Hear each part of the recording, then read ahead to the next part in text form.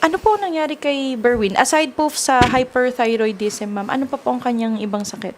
Nanghihina po yung muscle niya, ma'am. Mhm. Ang unang findings sa binti lang. Mhm. Tapos nung medyo tumagal, umabot na po siya ng puso. Kaya hindi niya na po kayang huminga na walang oxygen po. So, umabot na sa puso yung sakit niya. Simula kailan pa po siya nagkaroon ng sakit, ma'am? 3 years old po siya, hindi na po siya naglakad. So, simula 3 years old, pabalik, masok po siya sa ospital? Hindi naman po. Bali, ngayon lang po siya totaling inatake ng todo na umakit sa puso yung panghina ng muscle niya. Okay. Gaano ko po siya katagal na na-ospital ngayon, ma'am?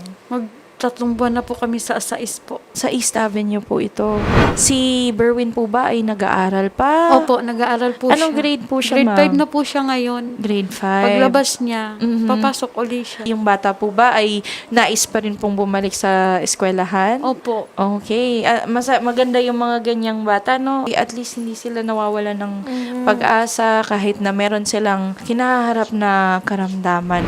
Sa ngayon, Ma'am Rosalie, kayo po ay nagtatrabaho bilang canteen crew. Meron pa po ba kayong asawa na tutulong sa inyo, ma'am? Mayroon po, construction worker po siya. May mga kapatid po si Berwin or mag-isa Mayroon siya? po, 5 sila. Naku po, ang dami-dami po pala.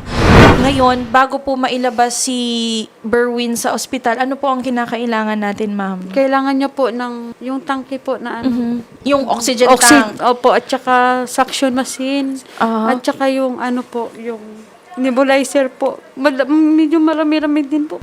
Kinakailangan po ni Berwin ng oxygen tank, trachea mask, nebulizer, stethoscope, pulse oximeter, at cotton pads, of course, yung mga usual po na kinakailangan para maikabit siguro yung mga aparatos sa kanyang katawan. So, ito po ay para tulungan si Berwin na huminga kahit po ilabas na siya sa ospital. Opo. Tama po. And attorney, all in all po, bali, ito po ay nagkakahalaga ng 12,605. Kahit sino mami magugulat talaga sa Oo presyo, naman. no? Napakamahal naman Yes yan. po, 12,605. Oh, at ito po yung kailangan na lang ni Berwin para lumabas. Siya, yan na lang po inaantay namin para makauwi na po kami. Okay, wag mo nang problemahin to, Nay. Wala na po kayong problemahin dito sa 12,000 na to. Sagot na po yan ni Senator Raffy at of course ni Congresswoman Jocelyn Tulfo, ma'am.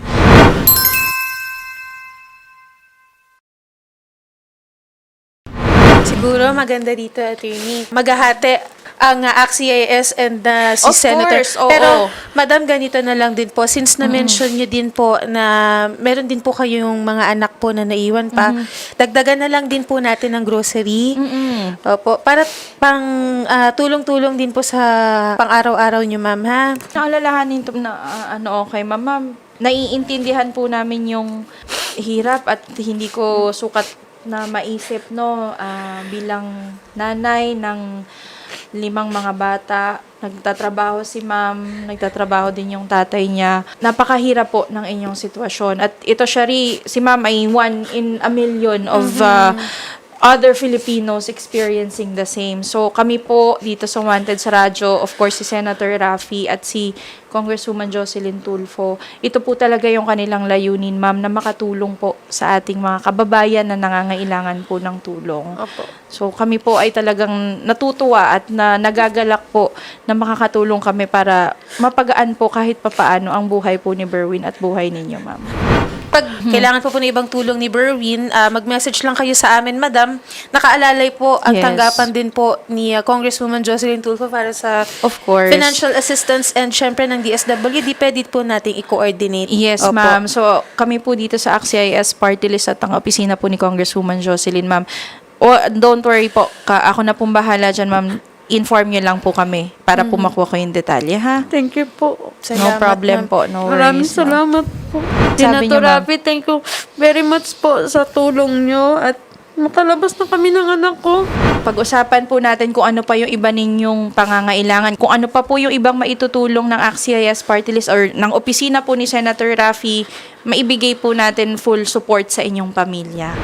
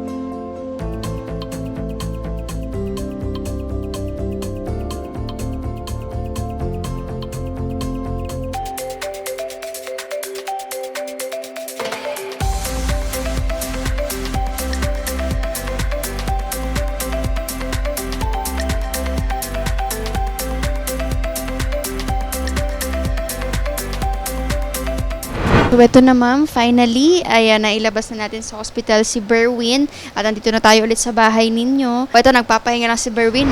Andito na kami sa bahay. Salamat po kay Senator sa mga gamit na binigay niya sa kay Berwin, na naiuwi siya namin ng maayos. Thank you po sa lahat ng tulong. Sana po marami pa kayo matulungan tulad namin. Ito na, yung nabili ni Senator ma'am na oxygen. So nabanggit kasi ni ma'am kanina, kailangan may oxygen siya after ilabas talaga ng hospital. Pero again ma'am, balikan natin, no. Ma'am, nabanggit nyo na nagtatlong buwan kayong nagstay sa hospital, no. So pwede ba nating balikan muna yung araw na dinala niyo siya sa hospital? Ano ba ang unang naging komplikasyon at nauwi sa 3 buwan? Bali, nung sinugod namin siya sa ospital, hirap na po siyang huminga. Tapos, dito, sabi niya sa amin, kasi galing po ako sa trabaho, sabi niya, Ma, noong una nakita ko lang hinihingal. Sabi ko, ano nangyari sa'yo? Sabi niya, hindi ako makahinga. Ang ginawa ko, pinunasan ko siya ng malamig na tubig. Tapos medyo, sabi niya, nakita ko ang lalim. Sabi ko, ano nangyari? Kunti na lang daw hininga niya. Wala yung papa niya. Pinauwi ko siya galing trabaho. Sabi ko, umuwi ka kasi si Berwin, nahirapan na siyang huminga. Nag-grab kami, papunta doon. Pagdating doon sa hospital, ma'am, diretso talaga siya tubo. Wala talagang, yung sabi na, inisti pa siya nung ilang oras. Wala. Pagdating doon, perma kaagad. Kasi tutubuhan daw siya. Pero ayoko talaga. Kasi ang sabi nga nila, pag ang bata tinubuhan, wala na daw chance ang mabuhay. Diba? Pero, pinapagalitan nila ako kasi bakit daw hindi ako pumayag. Siguro mga ilang minuto, magperma ako. Dili-diretso po siya may tubo talaga. 2 buwan po siya may tubo sa labi. Na hindi namin nakikita sa loob ng ospital kasi hindi kami pwede pumasok doon. Doon kami sa labas ng kwarto. Nung before siya dalhin sa hospital, nakakapagsalita pa ba siya? Opo, nakapagsalita po siya. Pero hindi na siya nakakatayo. Hindi na talaga siya nakakatayo. Pero nakakapagsalita. Opo, kasi nag-aaral po siya eh. Pero itong sa dibdib ni kuya, dati na yan. Opo, ganyan na po. Ano po ang explanation ng doktor? Hindi na talaga makakapagsalita or may proseso pa bago maibalay? Opo, may proseso naman po kasi ititherapy po siya. Pwede naman daw siya makakain uli pero medyo matagal ng konti. Tapos pwede naman siya makapagsalita pero medyo matagal. So bali ang ginawa, inoperahan na siya dito. Ano ang sabi ng doktor, ba't po daw kailangang operahan? Mahina na kasi yung muscle niya, ma'am. Ang dating mahina niyang muscle sa mga kamay lang at binti. Ngayon umabot na ng puso. Ang sabi nga sa akin ng doktor, hindi naman natin hinihingi na atakihin siya ulit ng panghihina ng muscle niya. Baka maapektuhan na pati yung puso niya, hindi na tumibok uli. Sabi niya sa akin, maghanda na rin kayo kasi once na atakihin siya ng paghihina ng muscle niya, baka hindi niya makakayanan, mawawala na raw siya. Yung kasi sabi nila lahat silang doktor yun ang sinasabi nila sa akin. Yun ang pinagdarasal natin, no? Ang importante ay nandito ngayon si Berwin at kahit papano umokay, yun nga, hopefully ay hindi naman lumala. Berwin, naririnig mo kami, kuya? Kumusta nakaramdaman mo? Okay naman? Okay, masaya ka naman na nakauwi ka na?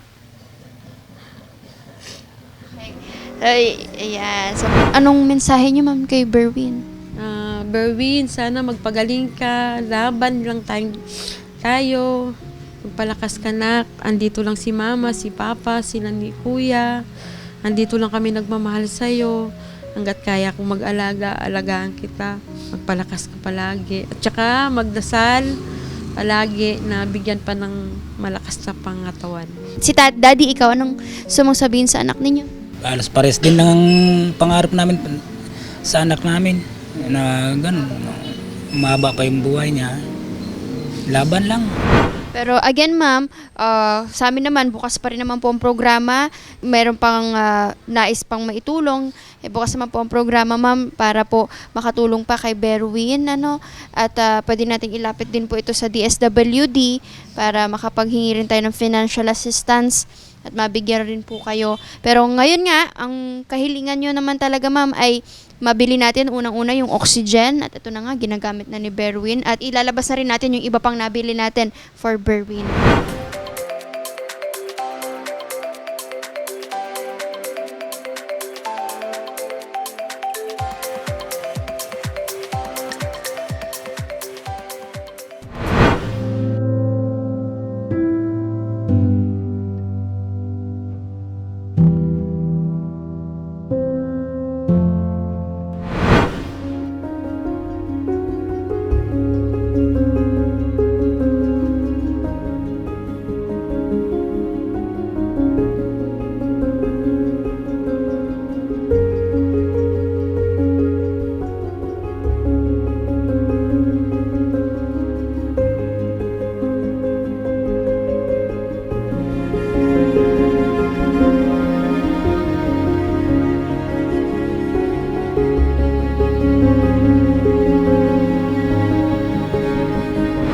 Unang-una, sa bumubuo sa programa ni Senator Raffy Tulfo, kami po ay nakikiramay sa pagkawala ni Berwin.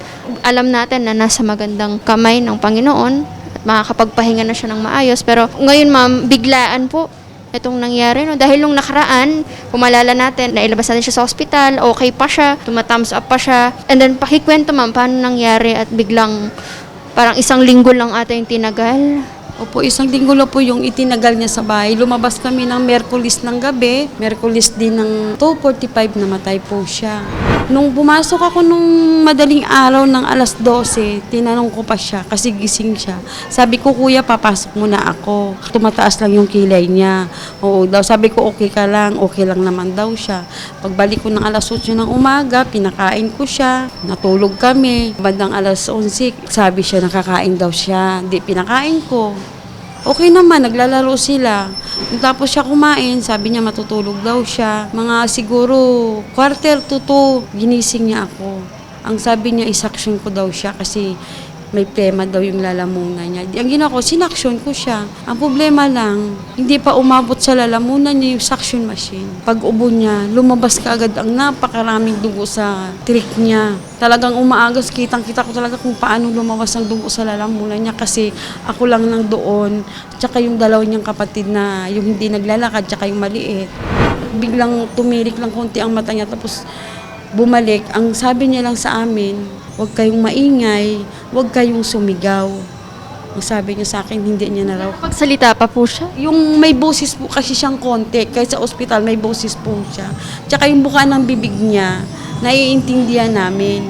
Kaya sabi niya, huwag kayong maingay, huwag kayong sumigaw, kaya ko naman. Pero hindi ko talaga ma'am na mangyayari kasi bigla lang talaga yun eh. Kahit ako, hindi ko alam. Kasi hindi ako makahingi ng tulong. Paano ko makahingi ng tulong? Nasa braso ko siya. Tawag sila ng tricycle, tinakbo namin sa... Pero pag wala na tulong. So, nung nakarating sa inyo yung balita, sir, anong reaction ninyo? Nagmamadalit na akong umuwi kaagad. Doon ko na nabutan, wala na, patay na sa hospital. Doon ko na siya inabutan.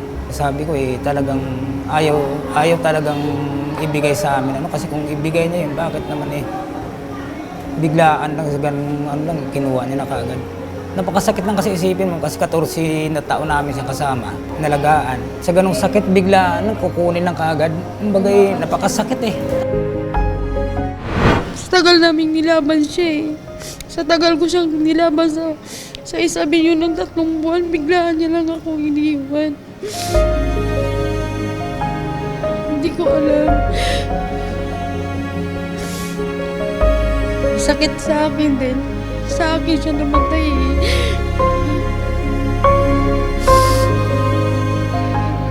Wala akong magawa. Para akong natutunaw na kandila nung nakita ko siyang nawawala ng unti-unti sa mga braso.